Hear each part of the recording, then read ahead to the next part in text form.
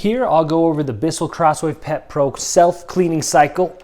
After you're done cleaning, you can go ahead and actually clean the machine. So for this, it comes with this measuring container here. It's got a little bit of directions right here. It says pour water into here. It's going to come out this little hole here and it's going to fill up this tray area. I like to use hot water. You can also add a little bit of the cleaning solution as well. Once that's full, you can go ahead and put the Crosswave back on the tray. You could actually fill it up while it's on the tray.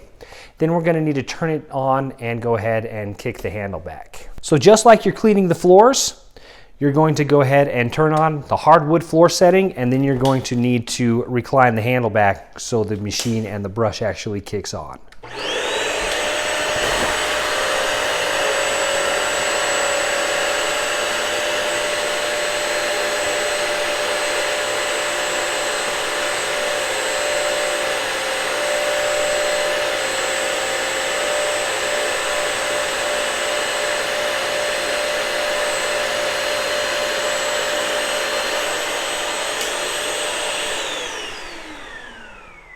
You can let it run for about 15 to 20 seconds, really as long as you think it needs, probably not longer than a minute.